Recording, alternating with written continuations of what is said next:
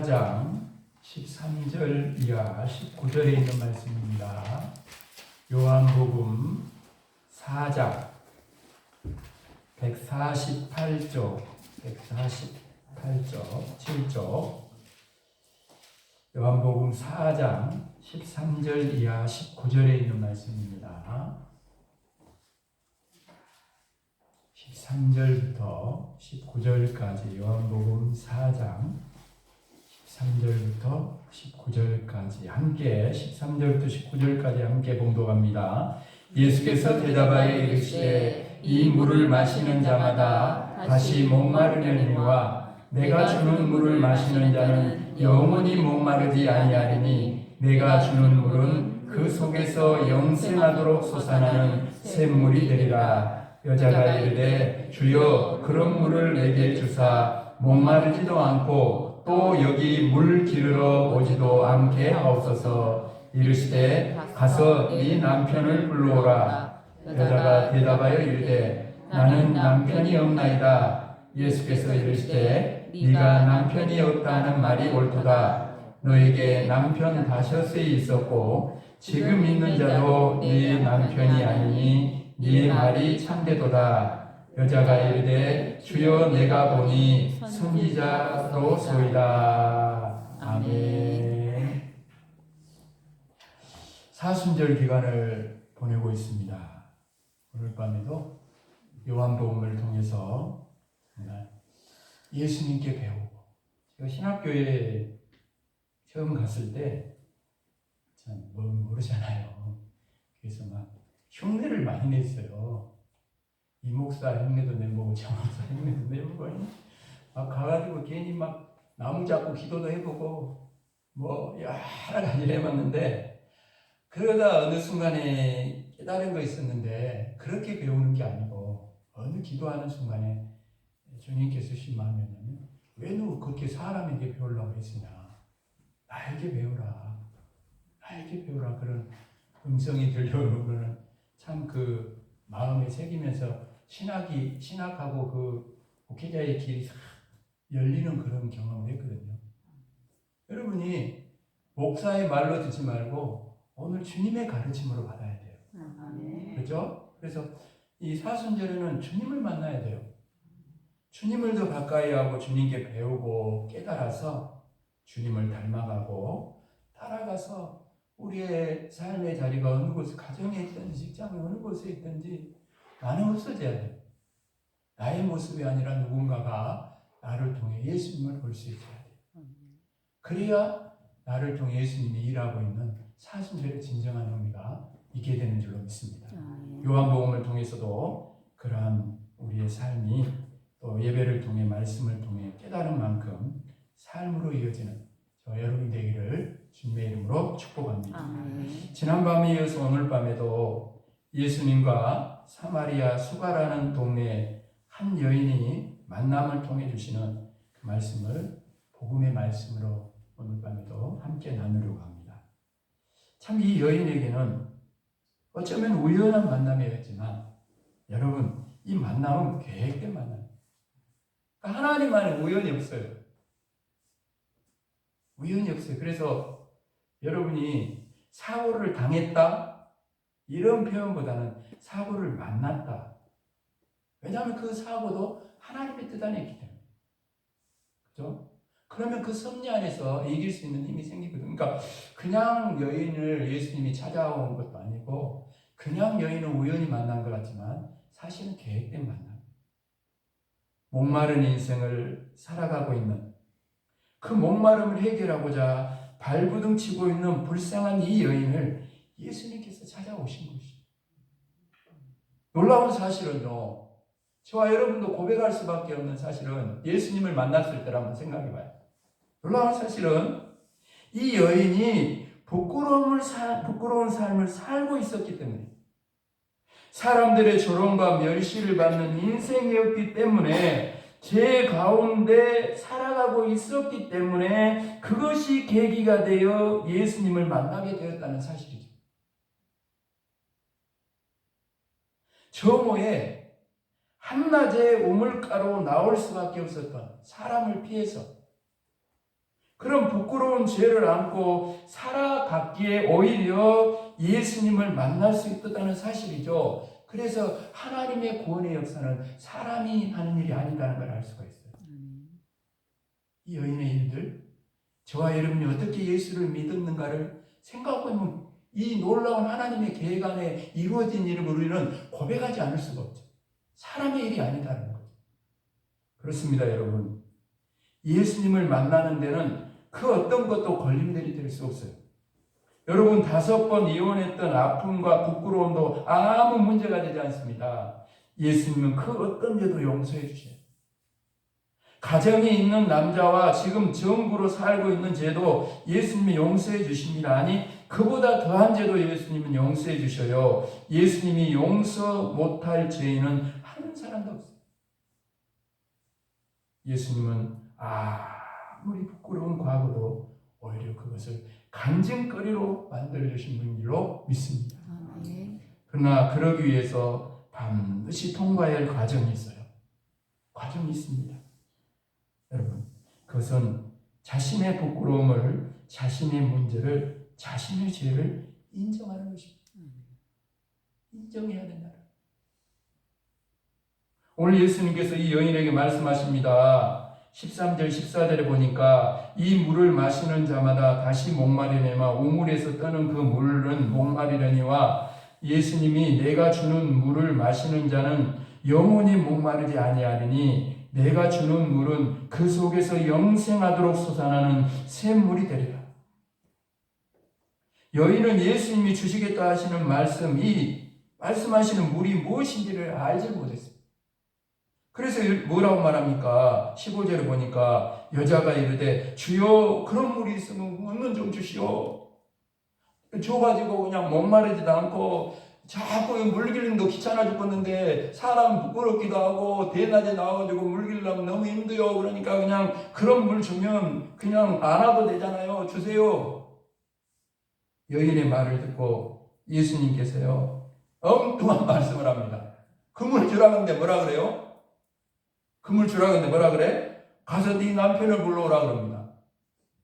생뚱맞잖아요. 물을 달라 그러는데 뭡니까? 16절에 그러잖아요. 예수님은 이 여인이 누구에게도 밝히고 싶지 않은 그 부분을 건드렸어요.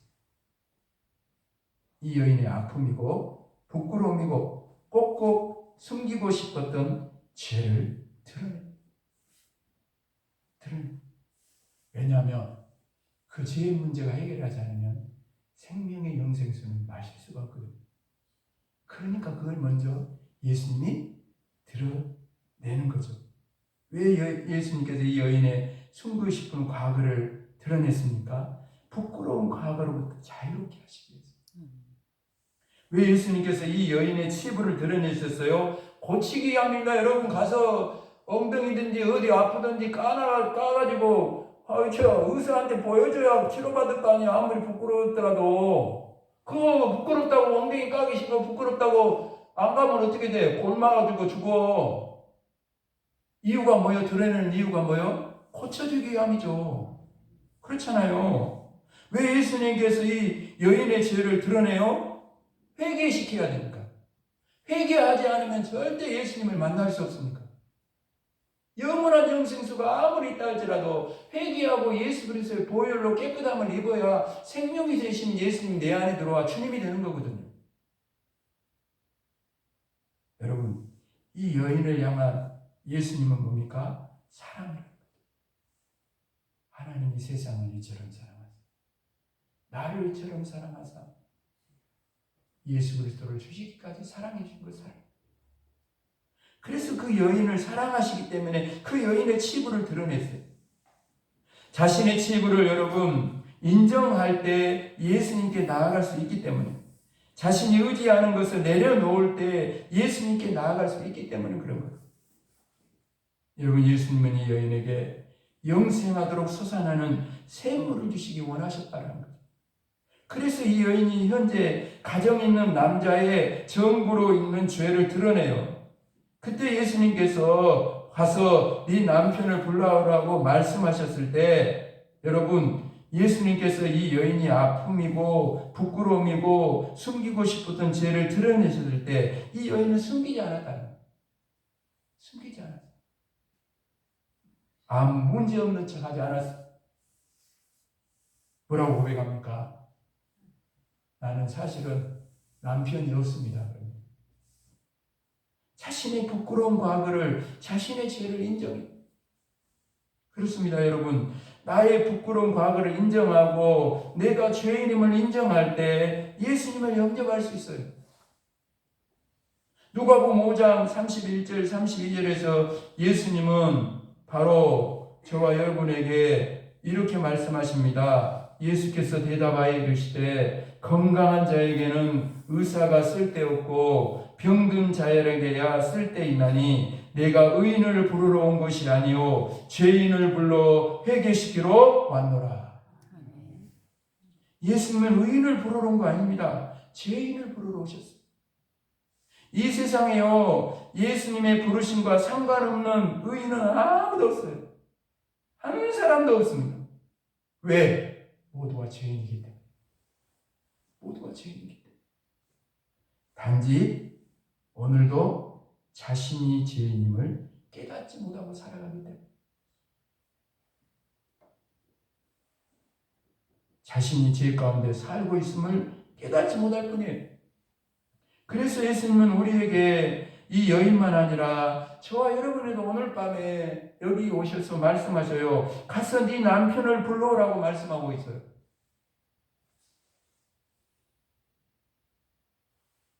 왜? 우리가 문제 많은 인생임을 깨닫게 하시려.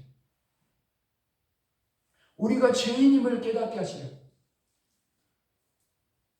이처럼 예수님께서 우리의 죄를 드러나게 하실 때 뒤로 물러나면 안 됩니다. 숨기면 안 돼요. 예수님을 떠나면 안 되는 거죠.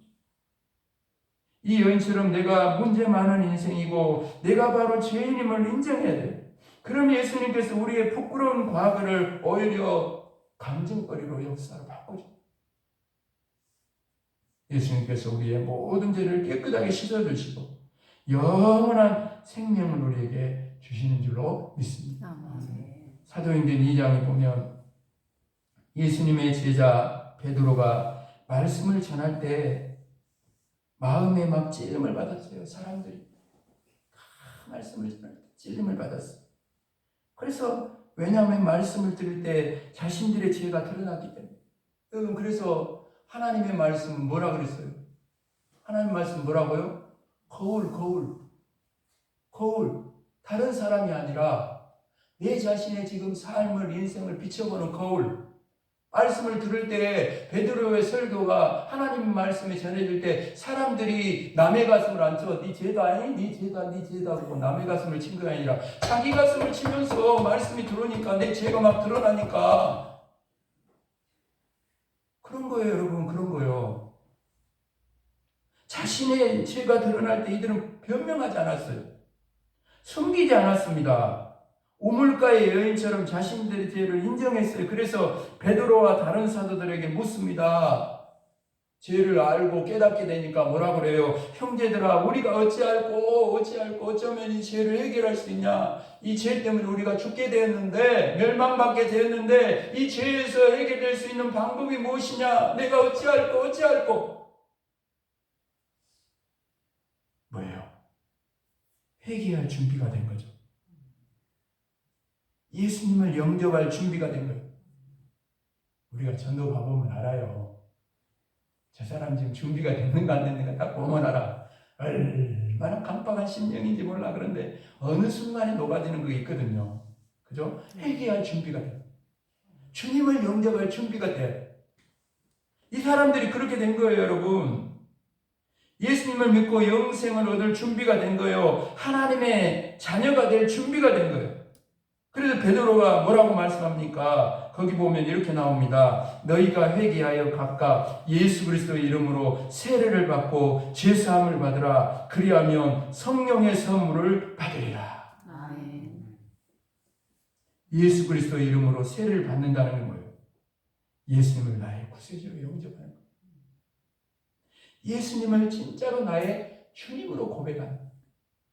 그러면 죄를 용서받고 성령의 선물을 받아요. 지난 시간에 말씀드렸습니다. 예수님이 주시는 영생하도록 솟아나는 샘물은 예수님 자신이기도 하지만 이 샘물은 뭐라 그랬어요? 뭐라 그랬어요? 성령이라고 그랬어요. 성령. 그래서 여러분 예수님을 믿으면 목마름이 해결되는 거예요. 예수님을 믿으면 우리 안에 있던 허무함은 사라지고 참된 평안과 예수님만으로 만족합니다. 예수님만으로 충분합니다라고 고백하게 되는 것이죠. 왜 세상 것은 퍼다가 먹으면 또 먹고 싶고 퍼다 먹으면 또 먹고 싶고 그잖아요. 그런데 예수님을 한 번 먹으면 영원한 만족이 있게 돼요. 예수님으로 충분하기 때문에. 그러나 여러분 예수님이 우리의 아픈 과거와 부끄러움을 드러내셨을 때 우리가 예수님이 우리의 죄를 드러냈을 때 모든 사람이 여인처럼 반응이 아니에요. 베드로의 말씀을 듣던 사람들은 다 그렇겠지만 여러분 말씀을 듣고 죄가 드러나 마음의 찔림을 받은 건 똑같았어요. 베드로의 설교나 스데반의 설교나 모든 사람이 회개하고 예수님을 영접한 거 아니에요. 여러분 스데반이 말씀을 전할 때 그 말씀을 듣던 사람들이 마음의 찔림을 받았습니다. 자신들의 죄가 드러났기 때문이죠. 그러나 그들은 베드로의 설교를 듣던 사람들과 정반대 행동을 했어요. 자신들의 죄가 드러난 것이 막 화가 나. 숨기고 싶었는데 막 드러내니까 화가 나. 그래서 자신들의 죄를 드러내는 말씀을 전하는 오히려 스데반의 양이 막 일을 갑니다. 결국에는 돌을 던져서 죽게 만듭니다. 여러분 사도행전 7장 54절 이하에 나오는 말씀이에요. 여러분 중요한 사실은 뭡니까? 여러분 자신들의 죄가 드러나는 것이 싫어서 스데반을 죽인다고 자신들의 죄가 사라지는 것입니까? 그렇지 않습니다. 말씀을 통해 나의 죄가 드러날 때 가장 어리석은 행동이 바로 이거죠. 스데반을 죽이고 밝히 드러난 자신들의 죄를 다시 묻어둘 수는 있겠지만 그 죄는 절대 사라지지 않는다는 거예요. 그리고 마지막 날에 자신들이 지은 죄를 따라서 심판을 받게 되어 있다. 그러므로 여러분 예수님이 오늘도 여러분의 부끄러운 과거를 드러내실 때 숨기지 말아야 돼요. 이 여인처럼 인정해야 돼요. 베드로의 설교를 듣던 사람들처럼 이렇게 고백해야 돼요. 맞습니다. 맞습니다. 내가 그런 부끄러운 인생을 주님 앞에 오늘 말씀 앞에 서니 내가 그런 부끄러움을 살았습니다. 부끄러운 인생을 살았습니다. 그렇습니다. 다른 사람이 제가 죄인이 아니라 내가 들어가 보니까 주님 만나고 보니까 내가 가장 큰 죄인이었네요. 내가 바로 죄인 중에 괴수였네요. 그렇다면 나는 어떻게 해야 됩니까? 이제 주님 이 죄일 많은 인생이 어떻게 하면 이 죄에서 구원받을 수 있겠습니까? 라고 저와 여러분도 물어야 돼요. 물어야 돼요. 그때 베드로가 했던 말씀이 오늘 저와 여러분이 주신 말씀과 똑같이 될 것입니다. 이렇게 베드로의 말씀을 전할 수 있어요. 사랑하는 여러분, 지금 회개하십시오. 지금 회개하십시오. 그리고 예수님을 마음에 영접하십시오. 그러면 여러분의 모든 죄가 용서받습니다. 그리고 성령의 선물을 받습니다. 그러면 당신 안에 있는 목마름이 사라집니다. 하늘의 평안을 누리게 됩니다. 허무함이 사라지고 참된 만족을 얻게 됩니다. 사랑하는 여러분, 오늘 말씀을 함께 나누면서 마무리해 가면서 지금 우리는 예수님을 더 가까이 하고 더 사랑하고 닮아가고 따라가는 사순절 기간을 보내고 있습니다. 오늘 밤에도 여기 소수가 모였지만 여기 나온 저와 여러분은 예수님을 더 가까이 하고 더 사랑하고 닮아가고 따라가기 간절한 마음이 있기에 오늘 저기 이 자리에 저와 여러분이 나온 줄로 믿습니다. 오늘 이 자리에 나와 있는 여러분들은 예수님을 구세주로 믿는 사람들입니다. 예수님을 주님으로 고백하는 분들입니다. 그렇다면 여러분은 예수님을 가장 의지하고 예수님을 가장 사랑하는 그런 사람일 것입니다. 혹 지금 그렇게 살고 있지 못한다 할지라도 그것이 예수님을 믿는 성도의 마땅한 모습이라는 것을 인정할 것입니다. 예수님 모시고 사는 성도라면 그렇게 살기를, 이 사순절에 그렇게 살기를 간절히 원할 것입니다. 예수님 모시고 사는 성도라면 원할 거예요. 예수님이 나의 생명을 구원해 주셨는데 어찌 예수님보다 더 의지하고 사랑하는 것이 여러분 세상에 있을 수 있겠습니까? 그러나 우리는 종종 경험합니다. 우리가 예수님보다 다른 것을 더 의지하고 예수님보다 더 다른 것을 사랑할 때가 있다는 것을 우리는 삶 속에서 경험합니다. 그때마다 예수님은 우리가 당신보다 더 의지하고 당신보다 더 사랑하는 것을 드러냅니다. 왜? 우리를 사랑하시기 때문에. 예수님 아닌 것을, 다른 것을 의지하고 예수님 아닌 다른 것을 사랑하면 여러분 지금 이 사순절에 주님을 따라갈 수 없기 때문에,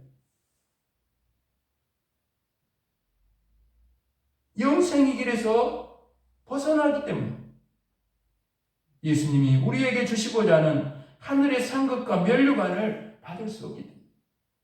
그래서 우리가 가짜를 붙잡고 있다면 주님이 오늘 또 말씀 안 했어요. 좋아요, 여러분.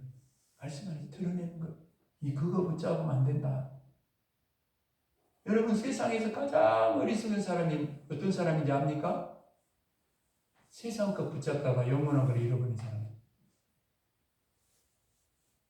세상 것 붙잡으면 뭡니까? 세상 것 남은 하나도 없는데.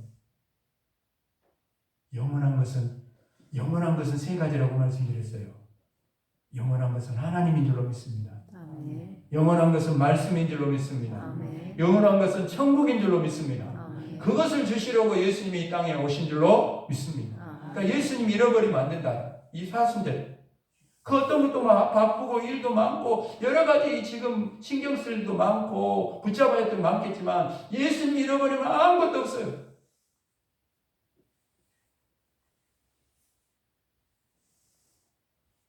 그래서 드러내는 걸 잘못 붙잡고 있다고.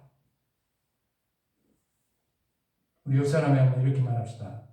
드러내시는 것이 은혜입니다. 은혜입니다. 드러내시는 것이 은혜입니다. 은혜입니다. 주님이 내게 하는 거 은혜예요, 여러분. 은혜입니다. 그렇게 드러낼 때 내놓아야 돼.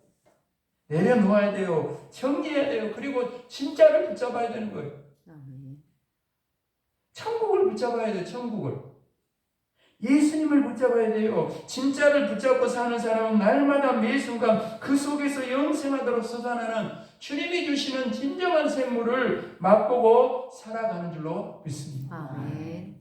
남은 한 주간도 이 사순절에 날마다 매 순간 내 속에서 영생하도록 솟아나는 이 생물을 마시는 인생으로 살아갈 뿐 아니라 아직도 예수님을 거부하고 이 생명이 되신 길이요 진리요 생명 되신 예수 그리스도를 만나지 못하고 있는 이웃과 성광면의 모든 사람들을 향해 이 영생수를 흘려보낸 자리, 예수님을 전하는 자리로 다 우리가 나아가게 되었어. 이번 부활절을 기다리면서 우리 이웃교회로 다 죽어가는 영혼들이 돌아와서 우리 영생의 영원한 영생수 되신 예수님을 저들도 만나서 여기 이 자리에 돌아와 함께 영생의 복을 누리게 되는 그런 역사가 일어나게 되기를 주님의 이름으로 축복합니다. 아멘. 축복합니다. 아멘. 아버지 하나님, 오늘도 이 여인의 모습 속에서 주님과의 이 만남 속에서 내가 어떻게 예수님을 만나게 되었는지를 잘 생각해 보게 하시고, 아버지 하나님, 참으로 예수님이 나에게 지금 영생수가 되고 있는지, 지금 나의 삶이 예수님을 따라가고 있는지 오늘 말씀 안에서 주님이 이 말씀을 통해 나에게 드러내는 것이 있다면, 잘못된 것, 또 정리해야 할 것, 또 가짜를 붙잡고 있다고 말씀한 것이 있다면 오늘 말씀 드러낼 때에